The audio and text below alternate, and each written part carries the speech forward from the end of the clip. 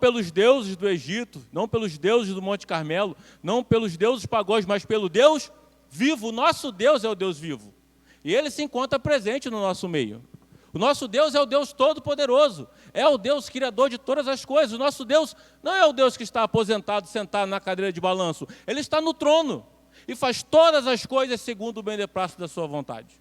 E pensando em continuarmos como uma igreja viva. Mas por que uma igreja viva? Porque uma igreja pode morrer? Sim. Infelizmente, uma igreja pode morrer. E quais são as causas hoje que pode levar uma igreja a não ser viva e ser morta? A guia de introdução tem muitas as causas. Quero compartilhar com os irmãos apenas 5 que pode levar uma igreja à morte. É dura essa palavra, mas é verdadeira. Certamente você conhece alguma igreja que era linda, bela, cheia, alegre, e ela então fechou. Hoje é um bar, hoje é um comércio local. Mas antes de entrar nesses 5 como guia de introdução, eu quero convidar você a fechar os seus olhos e orarmos mais uma vez. Senhor, Tu és o nosso Deus, Tu és o nosso amado e bondoso Pai. Bendito é o Teu nome, Senhor.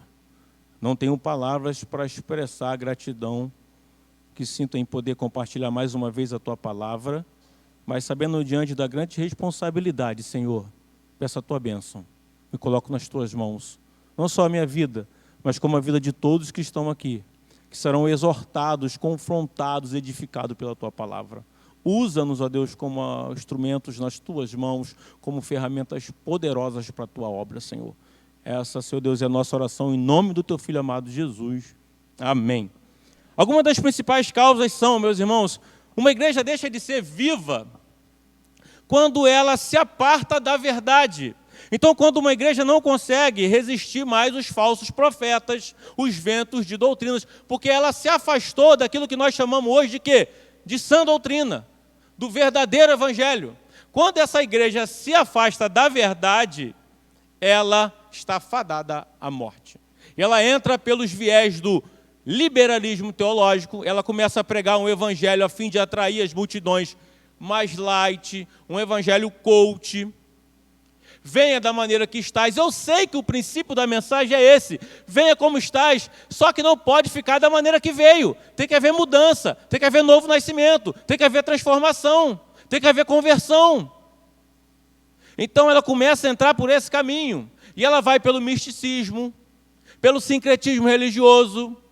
Quando Jesus não é mais suficiente para a salvação, para poder curar, libertar, salvar, resgatar. Aí vem a toalha, vem um copo d'água em cima da televisão, que agora ficou difícil, porque é fina.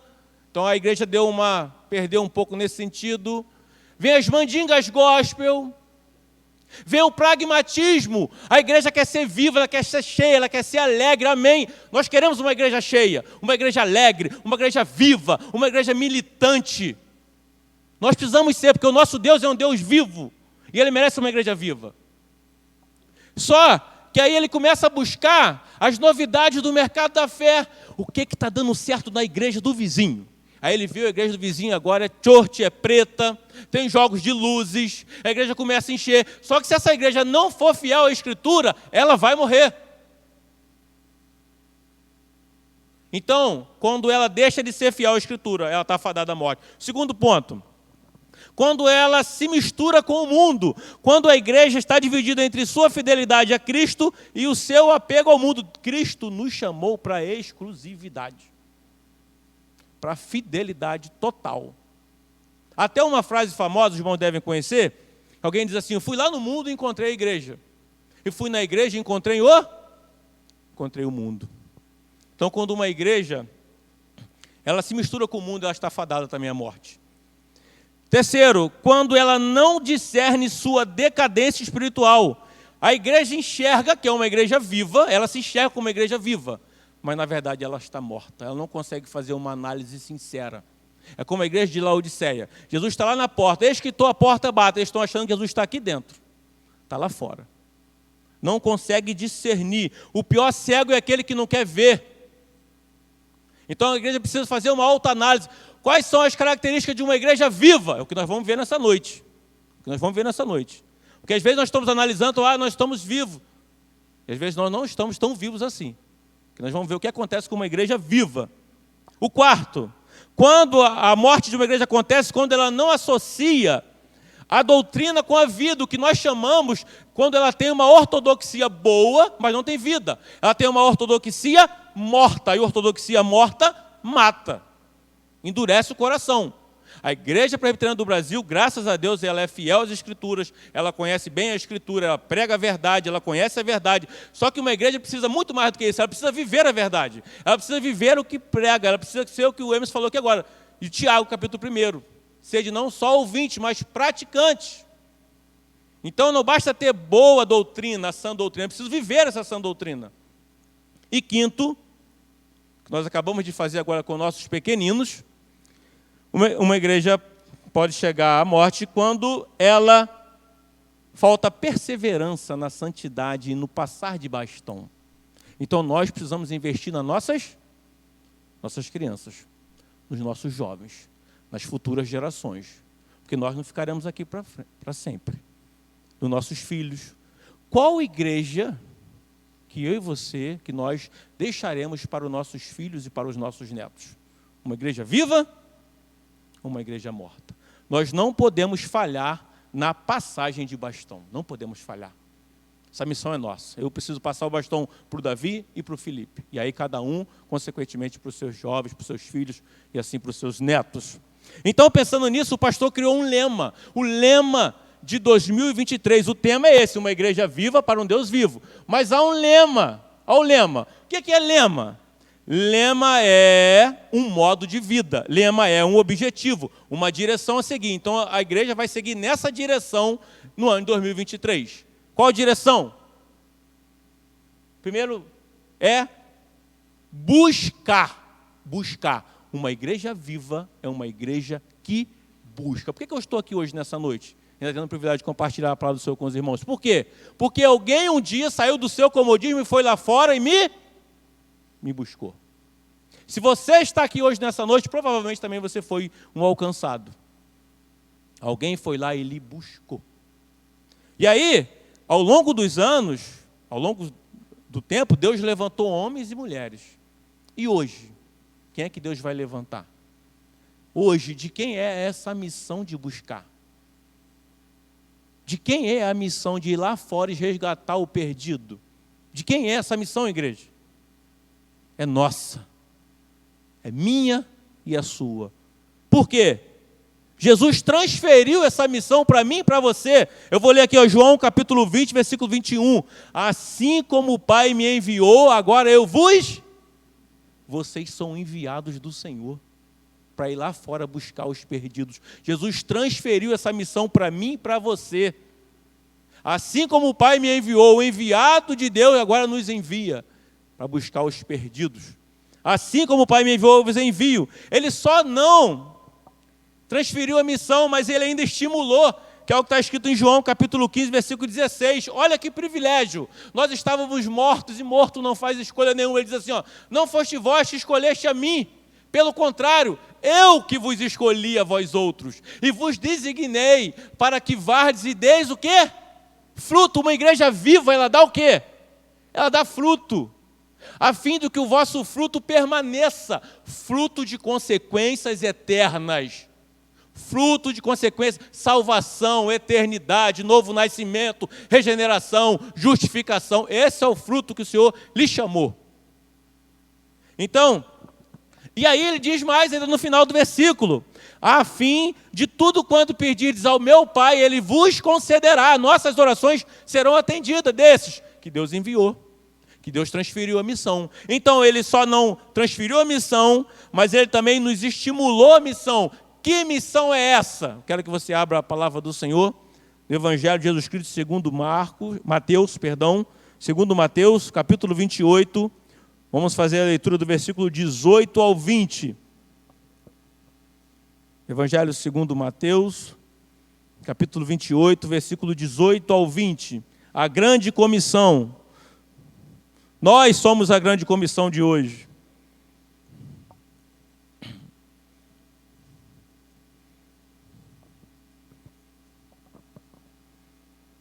Os irmãos encontraram, amém? Eu vou ler e peço que os irmãos acompanhem atentamente, que eu vou fazer algumas pausas para a exposição do texto. Diz assim, então, a palavra do Senhor. A grande comissão. Jesus, aproximando-se, falou-lhes dizendo: toda a autoridade me foi dada no céu e na terra. Olha para mim aqui. Qual a autoridade que foi dada ao nosso Senhor? Toda. Toda. O que está lhe enviando tem toda a autoridade. Alguém aqui tem uma tradução diferente de autoridade? Alguém tem? Ou todo mundo é autoridade? Algumas traduções dizem que todo poder. O nosso Senhor Jesus é todo poderoso, Ele tem toda a autoridade. O que está lhe enviando a salvar o perdido tem autoridade para isso. Toda a autoridade, não foi 50%, não foi 25%, foi toda. Ele é poderoso no céu e na terra. Então toda a autoridade foi dada. Continua a leitura aí. Ide, portanto, fazei discípulos de todas as nações, batizando-os em nome do Pai, e do Filho, e do Espírito Santo. Olha para cá. Essa palavra ide, certamente vocês já ouviram aqui do reverendo Francisco, na tradução do grego para o original, seria mais correta a colocação da palavra indo, e não no imperativo de ide. Ide, fazer aquilo que o Senhor enviou. Aqui só no imperativo é o fazei, que é o fazer discípulos. O restante é todo batizando, indo, ensinando. Então, o que ele está querendo dizer para mim e para você? Que esse indo é um estilo de vida. A evangelização, o buscar o perdido, não pode ser um programa da igreja. Não pode fazer assim, eu faço parte do ministério de evangelização. Eu não faço parte, então não é comigo. Não, indo. Então, onde quer que você esteja, é na escola, é na faculdade, é no trabalho, é lá no BRT cheio, é no trem guiçado, aonde você estiver, é indo e falando do amor de Deus. É indo como estilo de vida e não como um programa. Então, indo e fazer o quê? Fazer discípulos. Uma igreja viva, ela vai pregando o evangelho, ela vai fazendo discípulos. Jesus não quer fãs, Ele quer discípulos. E aí diz, de todas as nações, então é de todos os lugares que nós estivermos, batizando, nós vamos ver que tem a ver com integrando na comunidade, em nome do Pai, do Filho e do Espírito Santo. Versículo 20, acompanha a leitura. Ensinando-os a guardar todas as coisas que vos tenho ordenado. E eis que estou convosco. Quem está conosco? Quem está convosco? Deus Emanuel, o Deus conosco. Quantos os dias que Ele está conosco? Todos os dias Ele está conosco. Não só nos dias bons, nos dias ruins, mas todos os dias Ele está conosco, até a consumação do século. Então Ele determinou essa missão. Ele só não transferiu, Ele só não lhe incentivou, mas também Ele determinou qual é a missão da igreja visível e militante. É essa, de buscar o perdido. Se a igreja não cumprir esse papel, se a igreja não for buscar lá fora o perdido, Deus não tem outro método. Deus não tem outro método. Deus não tem outro método. O governo não vai evangelizar, pelo contrário, está jogando contra. A ONU também, a ONG também. Então, Deus não tem outro método. Essa missão é nossa. Se eu não fizer, se você não fizer, quem fará? Quem fará? Não tem outro método. Pense nisso. É você o comissionado. É você o chamado. A missão pertence a nós. Essa missão, ela é intransferível. E quem pode fazer essa missão? Todos aqueles que nasceram de novo. Todos aqueles que são discípulos de Cristo. Devem cumprir, então, essa missão. Nós que fomos alcançados, regenerados pelo Senhor, nós somos o sal da terra. Olha lá para fora, para o mundo. O mundo está em estado de putrefação. Nós precisamos refrear, dar sabor, dar sentido, levar as bons maneiras, bons costumes, a palavra do Senhor. Nós somos a luz do mundo. O mundo está em trevas. A luz revela a vida. A luz orienta, a luz mostra o caminho. O sal, ele desperta sede e vontade nas pessoas de querer parecer com esse povo, que é o povo de uma igreja viva, de um Deus vivo. Nós somos estes. Nós somos o sal e a luz do mundo. Essa missão é nossa, ela é pessoal, ela é urgente, ela é intransferível. Mateus disse assim, eis que, olha aí, vede. Alguns dizem que faltam 4 meses. Não. Os campos já branquejam para a ceifa. A missão é urgente. E essa missão compete a mim e a você. Aí fora, meus irmãos, é cego guiando cego. Infelizmente. O que diz a palavra de Deus? Acaso pode um cego guiar outro cego? Ou não cairão ambos no abismo? Então nós, como luz do mundo, precisamos guiar essas pessoas ao caminho seguro que é Cristo Jesus. Essa missão é nossa. Vamos cumprir essa missão? Amém? Glória a Deus por isso. Certa feita eu fui convidado para pregar numa praça, era um culto ao ar livre, e eu fiquei pensando assim, era um sábado. Pensar, sábado, né? A esposa vai deixar sábado? Tem que pedir a esposa primeiro, né? Eu fiquei pensando assim, conversando com o Senhor, e eu fiquei pensando assim, qual o motivo que me levaria a aceitar esse convite de pregar num culto ao ar livre na praça num sábado? As pessoas não vão nem me dar ouvidos, vão estar lá nas suas atividades na praça. Meus irmãos, e eu fui conversando com o Senhor, e eu falei, Senhor, eu vou. Sabe qual foi o primeiro ponto que veio assim no meu coração? Só eu e o Senhor lá na varanda, foi assim, Senhor, eu vou por gratidão. Meus irmãos, eu sou muito grato ao Senhor. Quando você lembra daquilo que você era, fazia, pensava, havia, e o que você é hoje, pela graça do Senhor, isso enche o nosso coração de gratidão. E a nossa gratidão, ela precisa ser transformada em frutos dignos de gratidão. Nós não podemos ser gratos apenas com nossos lábios. Nós precisamos ser gratos no serviço ao Senhor, de colocar a mão no arado, de se dispor para a obra do Senhor. Então eu falei, Senhor, eu vou por gratidão. Porque eu sou muito grato, porque um dia o Senhor me alcançou, um dia eu estava lá morto no meu delito e pecado, estava cego pelo Deus desse século, o Senhor desvendou, o Senhor me deu nova vida, o Senhor me deu essa comunidade, o Senhor me deu verdadeiros amigos. Pensa em um cara feliz, eu sou esse cara muito feliz, porque o Senhor me alcançou. E eu falei, eu vou por gratidão. Mas eu falei, Senhor, eu não vou só por gratidão não vou não. Você precisa pregar a palavra do Senhor não só por gratidão, mas por fidelidade. Eu falei, Senhor, eu vou por fidelidade, porque essa missão compete a mim, eu sei que compete a mim. Então eu vou aceitar esse desafio. Pregue por fidelidade a ordem do Senhor, pregue por gratidão. E o terceiro, eu falei, Senhor, eu vou por temor. Eu vou por temor e por tremor, porque eu lembrei de Ezequiel 3,18. O que diz lá? Que serve para os dias de hoje? Se nós encontrarmos o ímpio, o perverso, o pecador, andando no caminho rumo à perdição, rumo ao inferno, e nós não alertarmos, se nós não avisarmos, o que diz a palavra do Senhor? Que esse sangue será cobrado das nossas mãos. Esse sangue.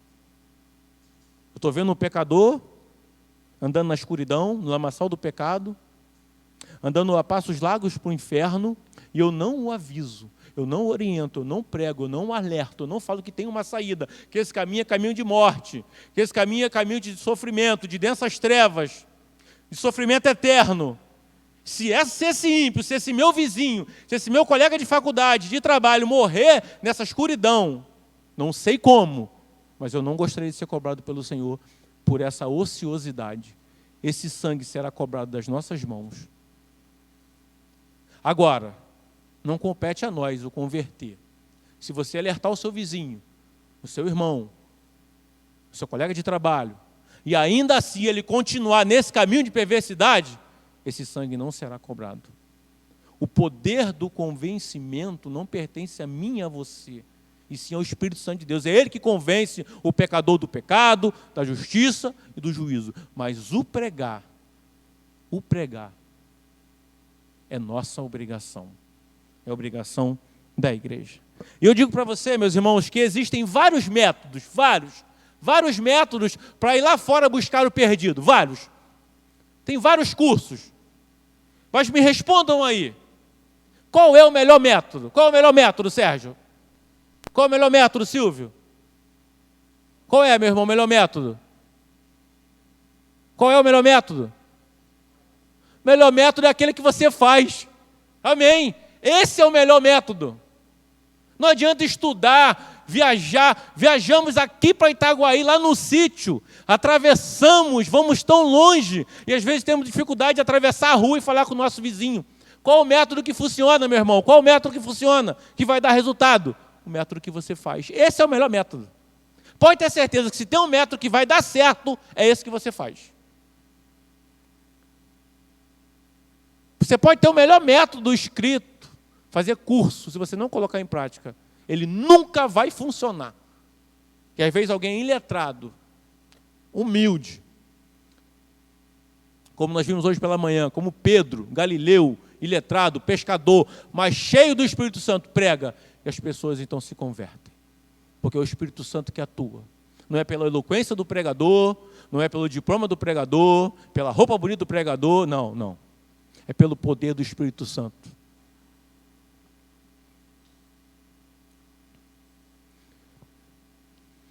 Você tem feito discípulos? Você tem feito discípulos? Você tem buscado os perdidos? Você tem gerado filhos espirituais? Nós não podemos, meus irmãos, ser cristãos estéreis. Nós precisamos dar frutos. Se quisermos continuar sendo uma igreja viva, nós precisamos ter frutos espirituais, filhos na fé.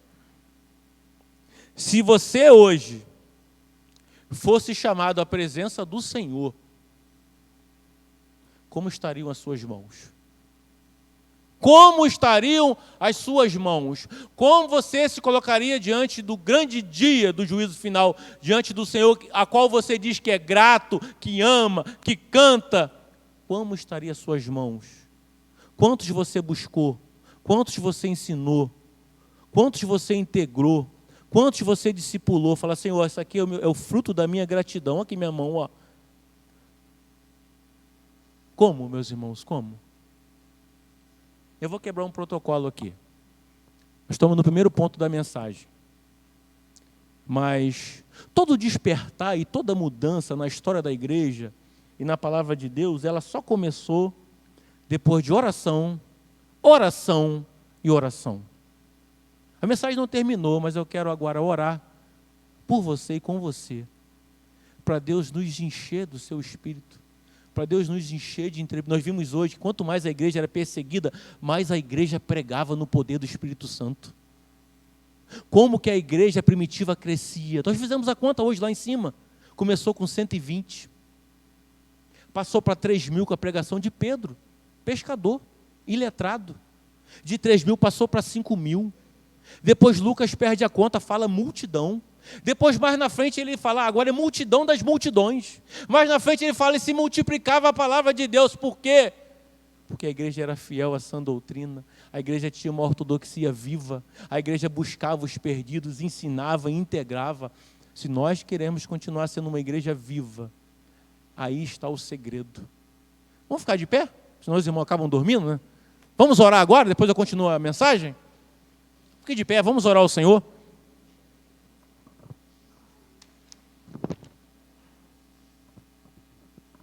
Senhor, nós te louvamos pela tua palavra, Senhor, que é viva e que é eficaz.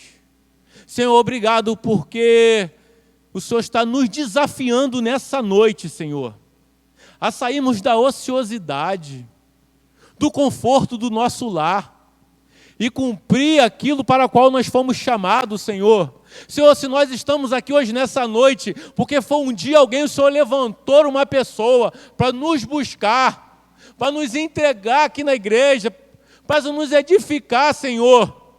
E hoje, Senhor, chegou a nossa vez, Senhor. Hoje nós queremos ser instrumento nas tuas mãos, Senhor. Senhor, dá-nos coragem, Senhor, dá-nos intrepidez. Senhor, nós queremos nos colocar diante do Senhor no grande dia com as nossas mãos cheias de frutos, como prova da nossa fidelidade, como prova da nossa gratidão ao Senhor. Senhor, coloca a palavra nos nossos lábios, Senhor. Ó Senhor, dá-nos coragem para falar com nossos vizinhos, com nossos colegas da faculdade, do trabalho. Incomoda-nos, Senhor. Essa missão é nossa, essa missão é urgente. Ó Deus, crava isso nos nossos corações, os corações aqui presentes nessa noite. Ó Senhor, usa-nos com poder, enche a tua igreja com o teu Espírito Santo, desperta-nos, ó Deus, para cumprir a nossa missão, a nossa tarefa, Senhor. Dá-nos filhos na fé. Incomoda o teu povo, Senhor, tu és um Deus vivo. Tu tem cuidado de nós, Senhor. Tu nos resgatou com mão poderosa. E muitas vezes nós negamos essas boas novas, Senhor. Senhor, perdão, Senhor. Perdão porque muitas vezes nós somos omissos, Senhor. Perdoa a nossa falta de coragem, Senhor. Ó, nos transforma, Senhor. Ó, Senhor, nós queremos essa igreja cheia. Nós queremos que essa igreja cresça, mas por adição de vidas salvas. Que o Senhor faça como no passado, Senhor. Que o Senhor possa acrescentar dia a dia aqueles que iam sendo salvos, Senhor. Que essa igreja possa contar com a simpatia do todo o povo, que ela possa ajudar o próximo, que ela possa ser fiel à tua sã doutrina. Nós queremos ver esses frutos, Senhor, na nossa geração. Ó Senhor, nós nos colocamos nas tuas mãos, Senhor. Usa-nos, Senhor, da maneira que te agrada, Senhor. Em nome de Jesus que nós te oramos. Amém. Amém. Aqui para não acabar de quebrar o restante.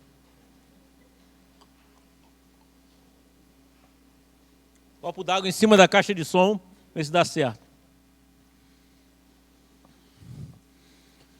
Meus irmãos, uma igreja, para continuar sendo viva, ela não pode só buscar. Não pode só buscar. Se ela só buscar, o processo fica ininterrupto. Ela precisa buscar e precisa fazer o quê? O tema sumiu, né? Ela precisa buscar e precisa o quê? Integrar. Ela precisa integrar aquele que ela acabou de buscar. Assim como buscar, integrar também é nossa responsabilidade. Mateus 28, 19 diz o quê? Batizando-os, inserindo na família da fé, fazendo com que agora ele seja membro comungante, fazendo parte dessa grande família. Ele faz parte agora dessa comunidade, ele está sendo o quê? Integrado. O que é que significa integrar no dicionário? É adaptar alguém a um grupo, é fazer sentir-se como um membro dessa comunidade. Então a gente só não busca, fui lá fora, preguei, fui lá e preguei o evangelho. Não. Anunciou, buscou e, comunidade. Integrou. O novo convertido, não só o novo convertido, está todo crente, ele precisa ser integrado. Não existe essa de crente desigrejado, de crente online, de crente virtual. Não, você precisa fazer parte de uma comunidade. Você precisa fazer parte do corpo de Cristo. E a missão de integrar alguém é nossa também. Uma igreja que busca, uma igreja que integra. E o reverendo Hernando Dias Lopes, no seu livro Uma Igreja Acolhedora, que integra, ele diz que, via de regra, uma pessoa se decide por uma comunidade pela receptividade, pela maneira que ele é acolhido, pela maneira que ele é recebido, pela hospitalidade. Então nós precisamos ser uma igreja que integra, e o que vai de acordo, o que vai de encontro com isso, é uma igreja acolhedora, uma igreja receptiva, que vai receber aquele que acabou de abraçar a fé, aquele bebê acabou de nascer. Então ele vai ser integrado. E aí você tem aqui, mas é coisa da sua cabeça? Não. Lucas 9:11. E Jesus, acolhendo as multidões, falava acerca do evangelho do reino. Hebreus 13:2. Não negligencieis a hospitalidade, pois alguns no passado, sem saber, acolheram anjos. Então, essa é o papel da igreja também. Buscar e integrar. Eu vou ler para você aqui a definição de acolhimento. Olha que lindo que é. Trazer para dentro, abrigar, colocar dentro da igreja, encontrar espaço para aquele que era estranho, mas a partir do exercício do amor, se torna da nossa família. Da nossa família. Nasceu de novo, é membro da família da fé. É filho de Deus. Tem o mesmo Senhor e Salvador. Está caminhando agora no mesmo propósito. Uma igreja acolhedora, com uma receptividade abençoada, é uma recomendação divina. Você precisa se atentar para isso, principalmente como comunidade interna, como PH, como SAF, como CP, com MP, chegou um senhor, chegou uma senhora, chegou uma criança, integrar, adaptar, encontrar espaço para essa pessoa. Integrar, graças a Deus, eu fui muito bem integrado em Vila Jardim. Graças a Deus, muito bem recebido, abrir o espaço. Isso faz grande diferença na vida daquele que está chegando. Uma igreja acolhedora, e tem 3 coisas fundamentais para que a pessoa se sinta integrada no nosso meio. Os irmãos lembram? A primeira é que a pessoa precisa o quê? Se sentir amada. É preciso se sentir amada no nosso meio. Ela precisa fazer, no mínimo, 3 amigos. Então você precisa se aproximar do novo convertido, desse que está chegando. E ela precisa fazer parte de um pequeno grupo, onde entram aí as sociedades internas. E aí mais uma pergunta. Você tem colaborado para que Vila Jardim seja uma igreja acolhedora, uma igreja que integra pessoas, que acolhe bem as pessoas, não só buscar, mas integrar também é sua missão, integrar as pessoas no nosso meio. E olha a dinâmica, numa igreja acolhedora, haverá sempre essa dinâmica, busca, recebe, integra, pastoreia, que é edificar, quando você pastoreia, você edifica, e depois você envia. Para quê? Para que outros sejam buscados e integrados, e assim continua ininterruptamente o processo. Busca, recebe, integra, treina, pastoreia e envia. E assim continua. Essa missão também é nossa. Essa missão é minha e a sua. Integrar o novo convertido à igreja. Você buscou, você integrou, agora você vai fazer o quê agora? Você vai edificar. E talvez você esteja pensando assim, mas aí é longe o processo? Eu busquei, descansei, integrei, agora descansei. Não, caminha lado a lado. É quase que simultaneamente, ao mesmo tempo ali, buscando, integrando e caminhando. É ali, um trabalhando com o outro ali, um atrás do outro, um ajudando o outro, um buscando, um integrando, um recebendo, um acolhendo, um edificando. Então vamos lá, edificar. Mateus 28, 20. Jesus não apenas mandou evangelizar e ganhar almas, e abandonar o bebê espiritual. Ele quer discípulos. Mateus 28, 20. Vou ler aqui, ensinando-os, quando você ensina, você edifica. Ensinando o quê? A guardar todas as coisas. Então não é aquilo que você gosta, é aquilo que você quer. É todas as coisas que quem ordenou? Que Jesus ordenou. Então, ensinando a guardar todas as coisas que Jesus ordenou. E aí, se você lá lê Hebreus 5, no versículo 13 e 14, lá faz uma menção ao leite materno e o alimento sólido, usando uma linguagem figurada. A pessoa acabou de nascer de novo, ela está aqui na comunidade, ela foi buscada, ela foi integrada, e agora ela está se alimentando de leite. E é necessário que ela se alimente de leite, porque no começo o bebê, o leite, ele supre todos os nutrientes necessários para aquele bebê. Mas chega um momento que ele precisa de algo a mais. Ele precisa se envolver nas atividades da igreja, ele precisa participar dos estudos, ele precisa fazer o quê? Ganhar o quê? Que nós chamamos de maturidade espiritual. E é nossa responsabilidade também, como os discípulos mais antigos que somos, levar os bebês espirituais a uma maturidade espiritual, para eles não serem levados por ventos de doutrinas. Para eles serem crentes, que nós chamamos de crentes o quê? Bereanos, que examinam a palavra, que leem a palavra, que conferem se isso é realmente verdadeiro. Edificados, fortalecidos na palavra da fé, na palavra da verdade. E uma ferramenta, meus irmãos, que é fundamental para isso, fundamental, para a edificação. E essa ferramenta, ela é tão fantástica, que ela ajuda na busca, ela ajuda na integração, porque você abre a porta da sua casa, faz novos amigos, você ganha intimidade. Ela ajuda não só na busca, ela ajuda na integração, ela ajuda muito na edificação. Eu passei por isso. Eu fui edificado através disso. Eu estou falando daquilo que eu vivi na prática, que é o discipulado. O discipulado é uma ferramenta fantástica. Nós treinamos muito, falamos muito e praticamos poucos. Nós vamos ter um dia aí de treinamento, do despertar para que essa igreja seja uma igreja discipuladora. Nós vamos dar treinamento, material, nós vamos buscar a orientação do Senhor para nós fazermos discípulos.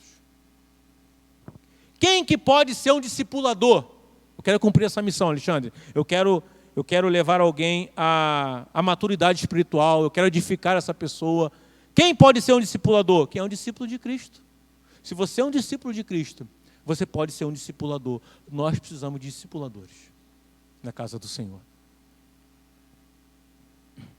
Se você conhece bem a palavra de Deus, se você tem fidelidade nos seus compromissos e vida de oração, se disponha a discipular alguém nesse ano de 2023.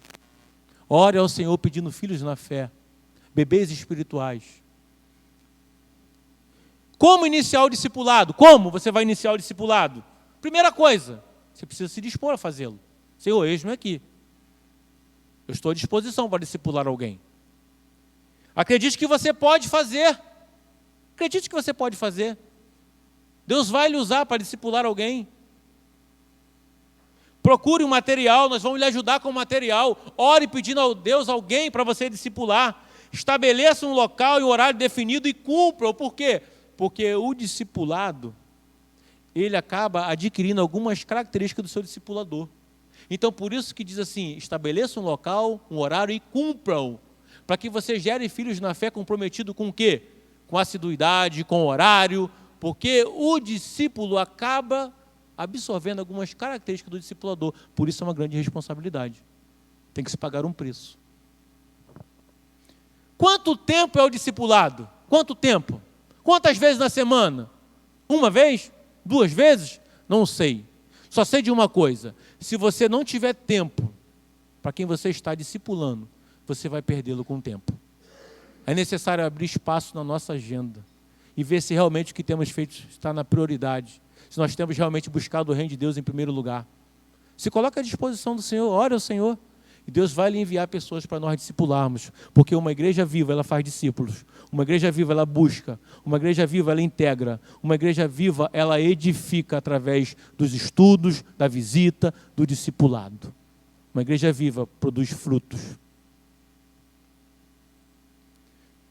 O discipulado é uma relação em que um discípulo mais maduro ajuda outros discípulos de Jesus a se aproximarem mais dele. Seja um discipulador. Eu quero convidar novamente você a se colocar de pé. Como eu já orei, eu vou convidar um homem que gosta muito disso e que tem incentivado a igreja nesse propósito de sermos uma igreja discipuladora para estar orando por nós. É o presbítero Sérgio. Sérgio, eu gostaria que você orasse nesse sentido. Sérgio tem nos incentivado, tem orado, nos desafiado a sermos uma igreja discipuladora. Eu creio que isso é propósito do Senhor. Então, Sérgio vai estar orando e você se disponha, que essa palavra possa ter falado ao seu coração. O meu propósito nessa noite, com essa palavra, era você analisá-la de 2 maneiras. Uma, Senhor, obrigado, porque o Senhor confirmou no meu coração aquilo que eu tenho feito. Senhor, eu tenho buscado, continue me dando força. Senhor, eu tenho integrado, continue me dando força. Senhor, eu tenho edificado, Senhor, continue me dando força. E o outro propósito era despertar você, caso você não esteja cumprindo essa missão que é pessoal, urgente e intransferível. Essa missão é nossa. Vamos cumprir a nossa missão, amém? Glória a Deus por isso. Vamos orar, feche seus olhos. Nós queremos, Pai, primeiramente te render graças, porque o Senhor fala conosco. O Senhor tem nos dado a oportunidade de ouvir a Tua voz. Agora queremos, Pai, em nome de Jesus, suplicar que não somente estejamos ouvindo, mas que estejamos praticando aquilo que o Senhor tem nos falado. Porque, Pai, não é simplesmente uma missão, é um grande privilégio nós podermos falar daquilo que um dia o Senhor fez por nós. Anunciar ao mundo, Pai Santo, às pessoas que estão à nossa volta, que o Senhor é poderoso para transformar, o Senhor é poderoso para nos dar a oportunidade de podermos ser chamados filhos de Deus. Porque sabemos que criatura do Senhor são todas as coisas que o Senhor criou. Mas filhos de Deus são todos aqueles que ouvem a sua voz e o seguem. Ovelha do Senhor são aqueles que o Senhor chama, que o Senhor conduz. Agora nós queremos simplesmente ser ouvintes, mas praticantes da tua palavra. Dê, Senhor Deus, a cada um de nós a oportunidade, Pai Santo, de podermos ser instrumentos em tuas mãos. Para que sejamos, Senhor Deus, membros do teu corpo, mas sejamos também membros ativos no teu corpo. Que sejamos pessoas que estejamos vivendo aquilo que o Senhor nos ordenou, que é anunciar a tua palavra, vivermos aquilo que o Senhor nos deu a oportunidade de um dia sermos alcançados, Pai. Esteja conosco, Deus, e prepare os nossos corações, as nossas mentes, para que nós sejamos instrumentos em tuas mãos, porque essa é a oportunidade que temos diante do Senhor, Pai. Sabemos que o Senhor, para nos direcionar, é necessário que nós nos entreguemos ao Senhor. Dizemos, Senhor, nós queremos ser vaso, mas vaso poderoso em tuas mãos. Esteja conosco, Pai. Continue falando conosco. Quebranta os nossos corações diante da tua palavra. Oramos agradecidos em nome de Cristo Jesus, teu Filho amado, nosso Salvador e Senhor. Amém.